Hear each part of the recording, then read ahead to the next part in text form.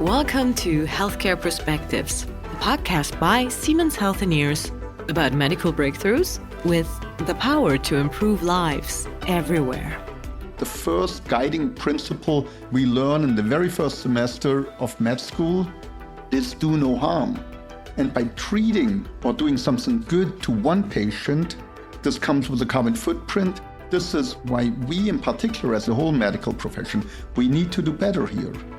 You've just heard Dr. Elmar Merkle, head of the Department of Radiology and chief physician for radiology and nuclear medicine at the University Hospital Basel in Switzerland. He's explaining the importance of embracing green technology solutions in order to reduce the carbon footprint of medical facilities. In this episode, Shikha Pillai, Global Head of Sustainability at Siemens Healthineers, is joined by Dr. Elmar Merkle, as well as Dr. Christopher Hess, Chair of the Department of Radiology and Biomedical Imaging at the University of California, San Francisco, and Dr. Clemens Juettner, Chief Sustainability Officer at Kliniken in Munich.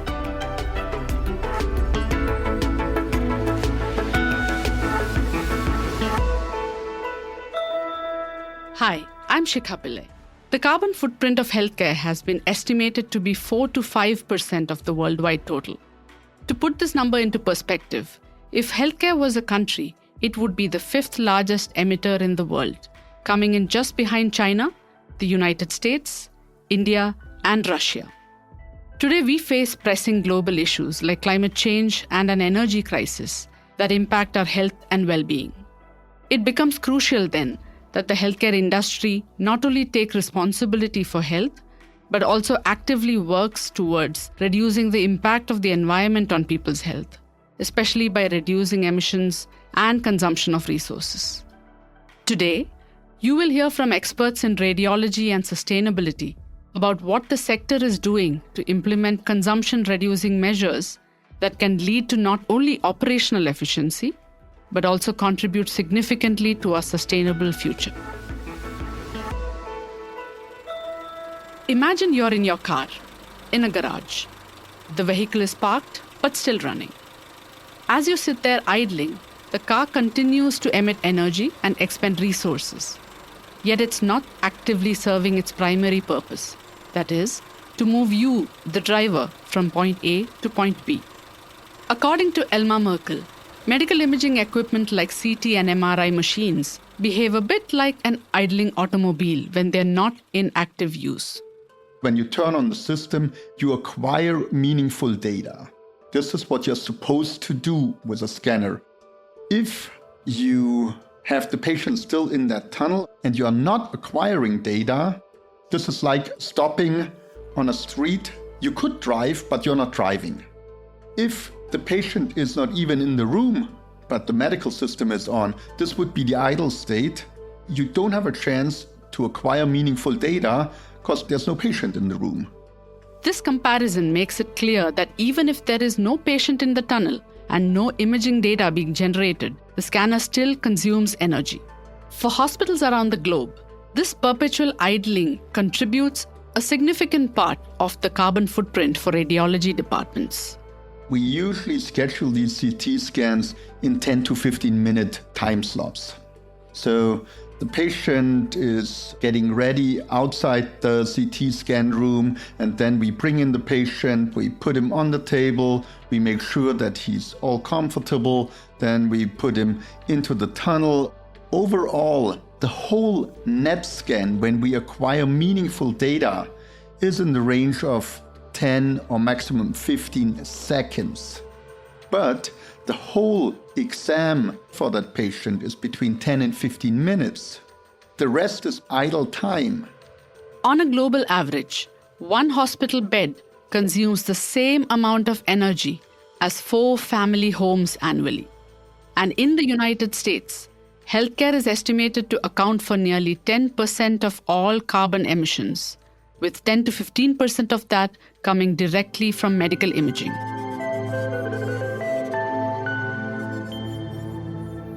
For Elmar Merkle, the impact of radiology's carbon footprint has been a point of concern for over 20 years. In the beginning of the century, when sustainability became a topic, we were wondering, how green is radiology? Obviously, you ask around and no one had an answer. And we asked about the carbon footprint of radiology and even simpler questions. What is more energy intensive, a CT or an MR scanner? And no one knew. Then we did what everyone does. We Googled. We Googled something like radiology and carbon footprint or radiology and sustainability, and we got a single hit. We were wondering, how do we figure out the energy consumption of a CT scanner or of an MR scanner? This is no simple plug-in systems. They come with huge power supply lines. And how do we get a measurement device on that power supply line? Investigating further, Elmar Merkle and his colleagues at the University Hospital at Basel were able to collect data on the energy usage of the machines. All we had to do was to get the log files. They are in the CT or in the MR scanner, and they basically tell you what the scanner does at a specific time point. We also got the data, what type of exam we are doing. So then we knew, okay, this is a CT scan of the lung, for example. We knew exactly what the scanner is currently acquiring imaging data or just waiting for some commands. And we also got numbers, how much energy is currently consumed at a specific time point. By bringing these three data sources together, we knew exactly what's the scanner doing and what's the energy consumption. It really took us a couple years to set up that system.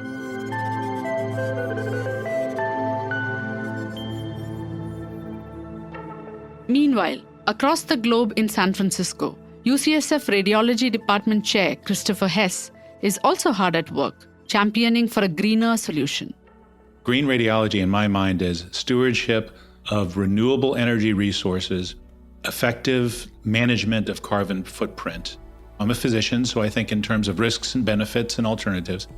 Until recently, I would say the risk of medical imaging in terms of environmental impacts has not really been included. So green radiology, I would say, is a scientific approach to weighing the risks, benefits in terms of environmental impact of medical imaging. Ultimately, what I would define as a vision, I would say, is that we have a carbon neutral or zero carbon emission medical imaging enterprise, not just at UCSF, but across the industry. Carbon-free means different things, but I would say, more importantly, a renewable energy reliant organization.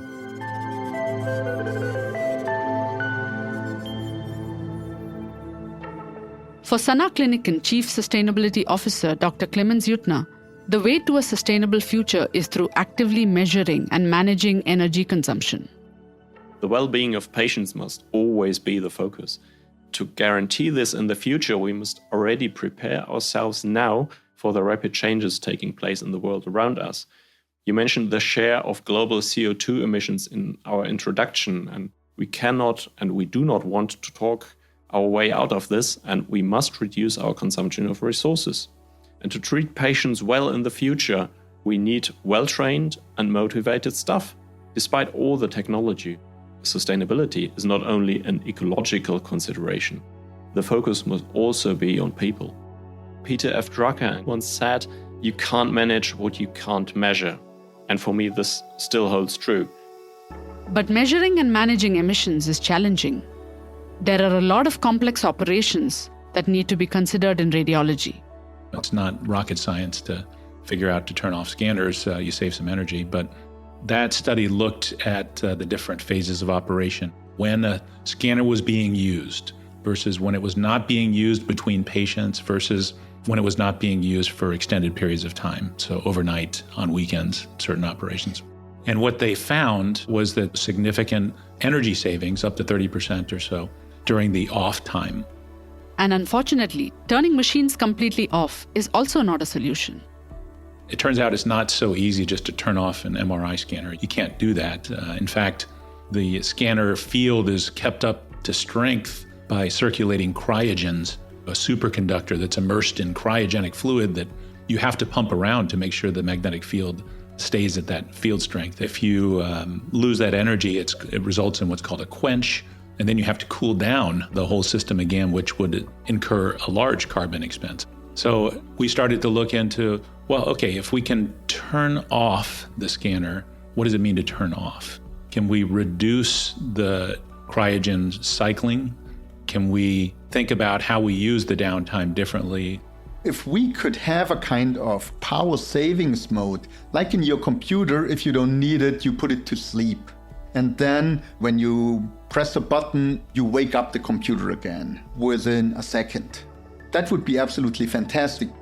So why then wasn't this power savings mode implemented earlier? Companies, they need years to change these systems.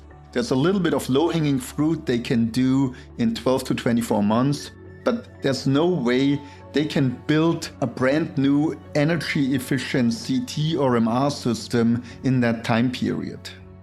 One of the ways is to have an eco-power mode that works while the machine is not in active use. If I turn off an MR system for 1 hour, it still requires about the same electricity as if I would run 1,000 light bulbs for 1 hour. This is substantial energy consumption.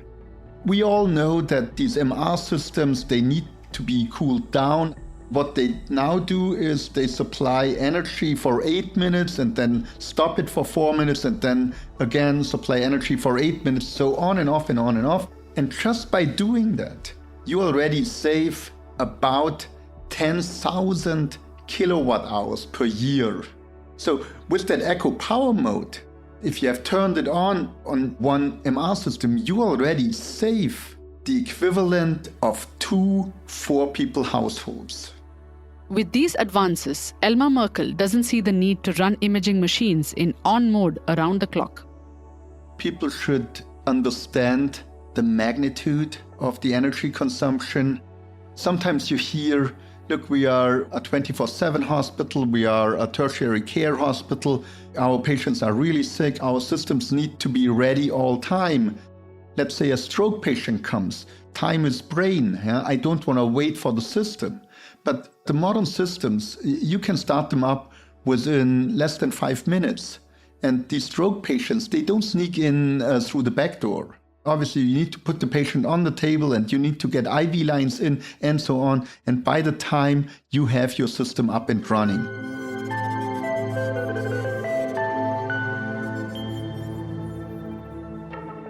But it's not just about running the machines themselves inside of a hospital. For Clemens Juettner at Sana Kliniken, there are several areas of focus that are crucial to reducing environmental impact. We have identified fields of action. First, reduce resource consumption. Second, make supply chains more sustainable.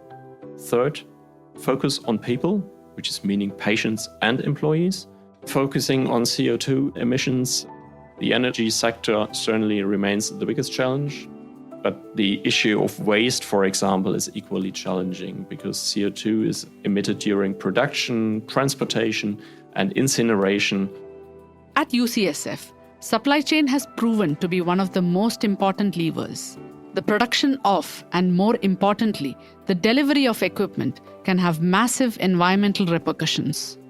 I think it's been estimated up to a third of carbon emissions come from that delivery or procurement process. But with some adjustments, a greener delivery system is entirely possible. Just recently, as we took delivery of a new 1.5T scanner, we defined an energy sustainable pathway. So we used sustainable air fuels to deliver that. These are biosynthetic alternatives to carbon-emitting fuels. And so that was actually a zero carbon instrument delivery that we were able to do with that. At the end of the day, Christopher Hess believes the change can't just be made by one hospital or healthcare system alone. It takes cooperation from all stages of a machine's journey, from production all the way through to operation. If you really track it back to carbon footprint, you have to ask yourself, where is carbon coming from? It comes from the production of the medical equipment. It comes from the procurement of the medical equipment. So that's delivery of the medical equipment to the site of operation. and then it comes from the operation of the equipment. When having those discussions with colleagues at Siemens, what I found was that they were aligned in that way of thinking, and they were very interested in mitigating all of those steps. The operation piece in particular cannot be done by industry alone. I think none of those phases can actually be done. It really takes a village.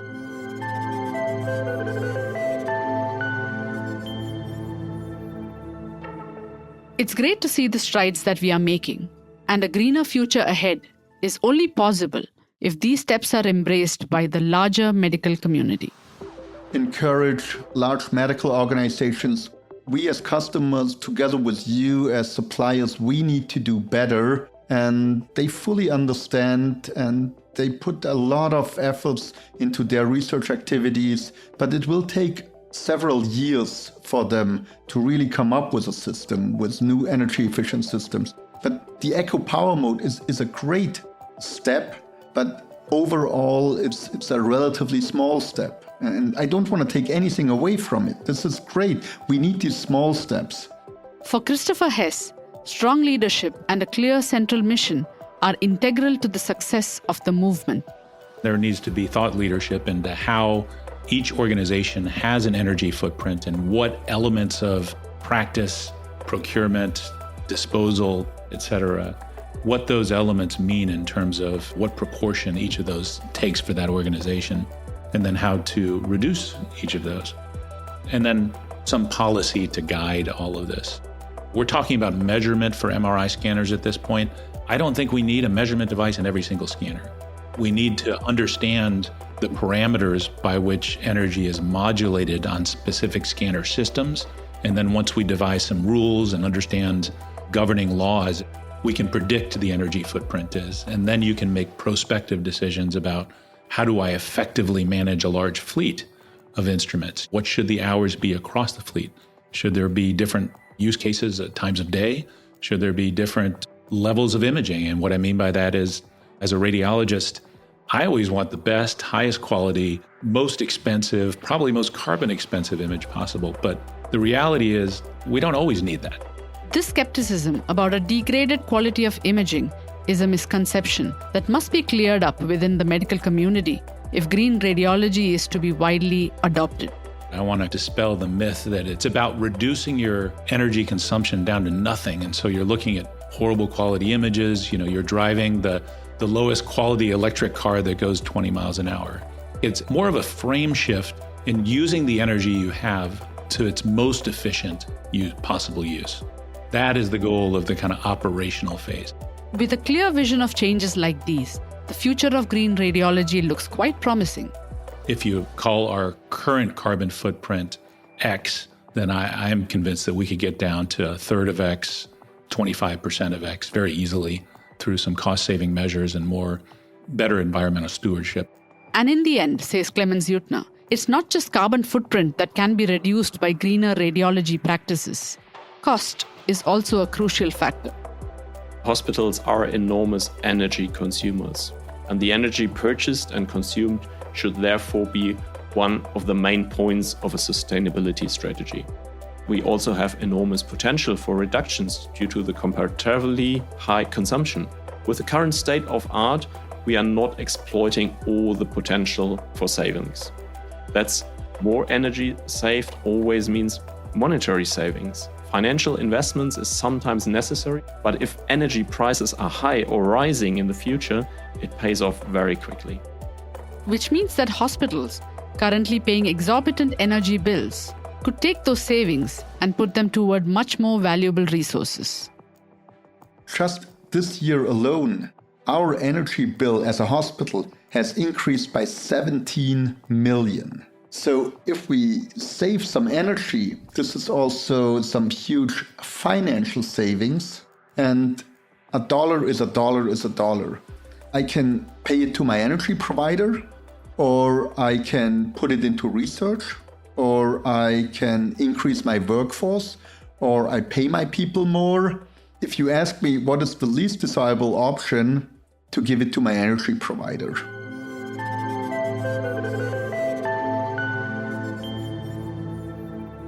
And while the global healthcare system and in particular the field of medical imaging, is a significant contributor to emissions worldwide, there is hope for a greener future.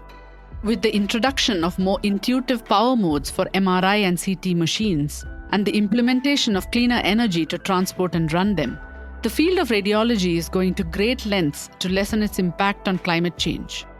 In the end, perhaps the greatest factor in creating a more carbon-conscious healthcare system comes down to convincing the healthcare community as a whole to adopt these changes, because ultimately, there is no health without a healthy planet. I'm a doctor, so I tend to be health-centric. I think decarbonizing would be great, but even just getting to a flat level of carbon emissions could really have a substantial impact in improving overall human health. And so it's not just about the climate, which a lot of people are worried about, but it's also about individual human health, and I would say also social equity.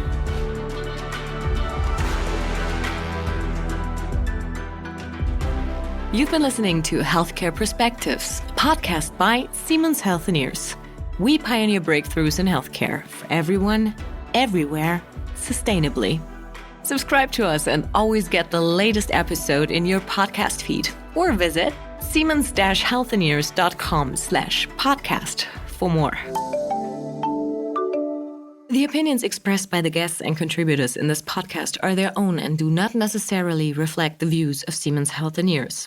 The statements by Siemens Healthineers customers in this podcast are based on results that were achieved in the customer's unique setting. Because there is no typical hospital or laboratory and many variables exist, e.g. hospital size, samples mix, case mix, level of IT and/or automation adoption, there can be no guarantee that other customers will achieve the same results. This podcast describes possible future ideas and concepts. It is not intended to describe specific performance and/or safety characteristics of currently planned or future products. Future realization and availability cannot be guaranteed.